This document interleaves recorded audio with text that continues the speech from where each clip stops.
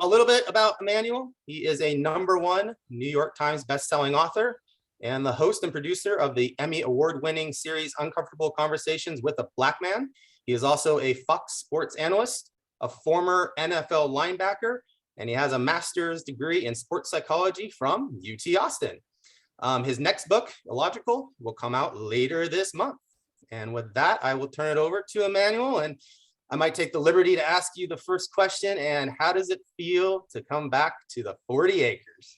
Man, thank you, Matthew. It's an honor. Truly, I would say one of the most humbling opportunities and asks of my life. For those that don't know, it's literally my 10-year graduation. Remember, I walked the stage in 2012. And then beyond that, to be in DKR, Darrell Craig Memorial Stadium, it is literally, it's mind-blowing. Genuinely mind-blowing. So of all the things that I have either been asked to do, achieved, or accomplished, this genuinely is by far one of my favorites.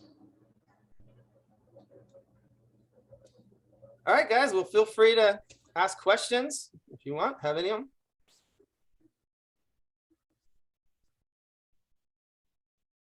All right. Well, don't make me keep asking them. I raised my hand, but I guess this is a little less. Yeah, this will be a little more informal.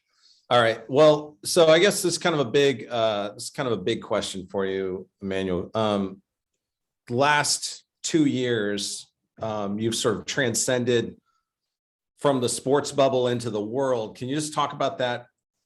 I don't know, ascension, if you will, of your career in this span? Man, thanks for that question. Is it Jimmy? I just want to make sure I get the name properly. Yes, Jimmy. Perfect. Thanks, Jimmy. Man, it's truly been crazy. It's been like nothing I could have ever planned. And I give a lot of credit and praise to another super Longhorn fan in Matthew McConaughey. After the murder of George Floyd, clearly I just sit down in a studio in Austin, Texas, where I was living at the time. I called a wedding videographer because I had no videographer on standby. I called my best friend, another graduate of Austin, Texas, Olympic gold medalist Morlake Kinnison, who stood in as my producer, and I shoot Uncomfortable Conversations with a Black Man. 5 days later, after 25 million views, McConaughey calls me from a no-caller ID number. He says he wants to sit down with me. We sit down, and 5 days after that, Oprah calls me from another no-caller ID number, Jimmy, and everything just kind of blew up from there. So while in Austin, I literally created the content that led to another Austinite and McConaughey calling and led to this whole full circle moment. It's beautiful to be able to go back to a place where I was playing in a completely different capacity now as an author and by grace of God, an Emmy Award winner. But Jimmy, I really can't even put the last 2 years into words. It has been a whirlwind that I never would have imagined. And now you find yourself speaking at, I believe you are the first former football player to speak at the overall commencement. I know football players have spoken at colleges, but I mean, you're stepping in the shoes of like presidents and whatnot. But how did, I graduated from UT. No one's ever asked me to talk. So just how does that feel as an alumnus? Incredibly humbling. It's funny. Chris Del Conte called me, the athletic director, when he found out a little while back. And he was like, how the heck you get asked to talk? He's like, isn't that reserved for like Michael Dell and stuff like that?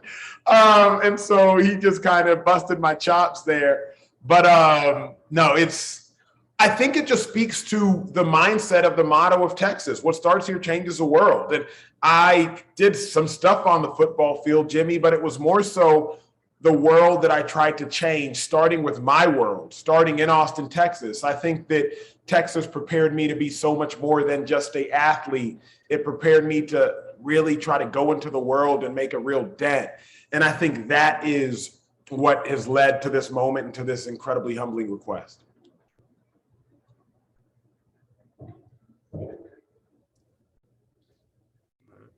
Hi there, Emmanuel. This is Will Dupree with KXAN here in Austin. Thank you for taking the time. Thank you for taking the time today to ask us, to let us ask you some questions. 2 questions for you. When did conversations begin about having you possibly serve as commencement speaker? And what was that initial reaction to get the request?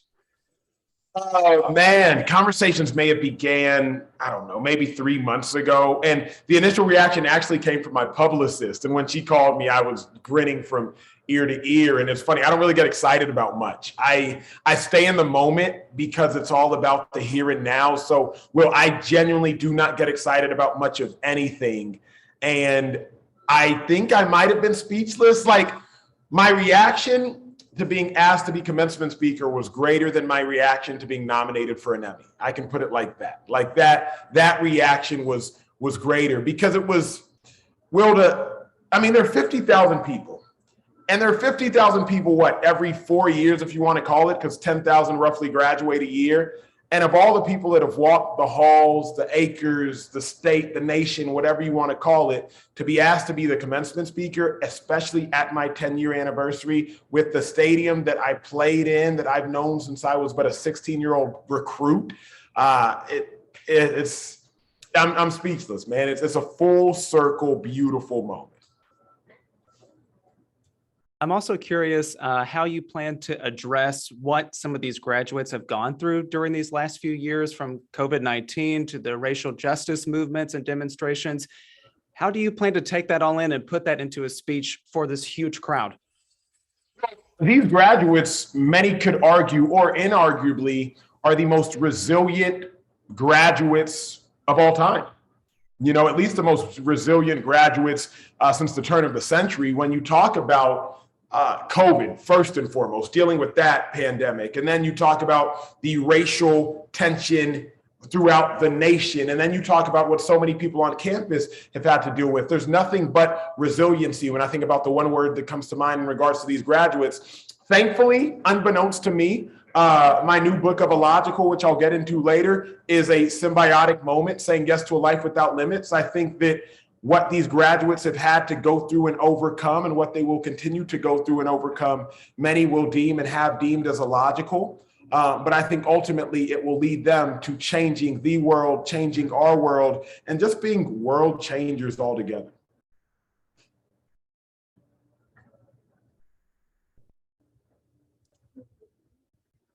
All right. Any other questions? Emmanuel, you talked about your book there. You want to tell us a little bit more about that?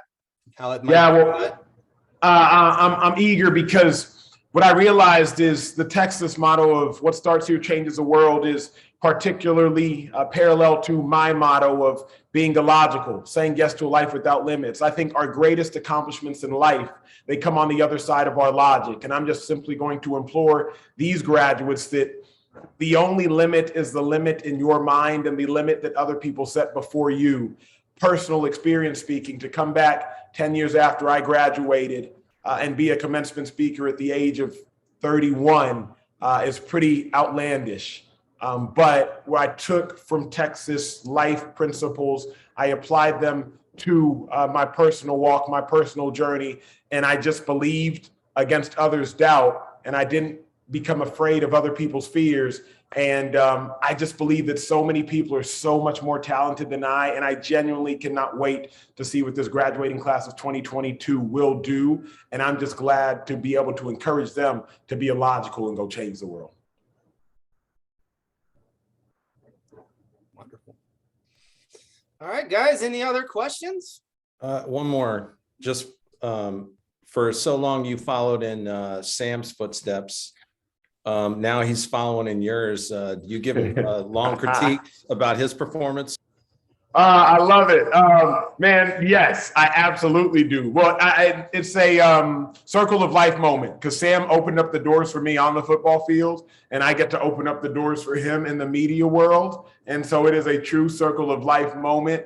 And I definitely bust his chops as well, particularly when he said Patrick Mahomes wasn't a top 5 quarterback. That was a long conversation in the Acho household. Another question from me here at KXAN. We've covered so much about the debate that's happening about the continued use of the eyes of Texas. I'm wondering, thinking about your experiences now leading conversations about race and your history as a graduate of UT and a former UT player, what do you think about that song still being used now? I really leave that to the current athletes and the current athletic directors and coaches involved. The reason I say so is I was at Texas for my 4 years. I played my 4 years there. I sang the I's. And while at Texas, I was there with some incredible leaders from Colt McCoy to Brian Arakpo to Quan Cosby to Jordan Shipley. And we had the opportunity to voice our opinions or not voice our opinions. And so I think it's all about what do the current players feel? How does the current administration feel? I'm an old, washed up football player. I'm an author now. I'm a speaker now. And so it's not about how I feel. And to me, that would be selfish. How do the athletes singing it feel? And how do those within the stadium singing it feel? But truly, it's about the current student athletes and their feelings. And I think for me to impose my feelings on them would be selfish of me. So I'm really just all ears, quick to listen and slow to speak in regards to that. All right, good. All right, well, I think that does it. Thank you very much, Emmanuel. I know you have to run, so we'll let you go. Graduation is May 21st, so we can all see it and watch it there. Can't wait. Thank y'all.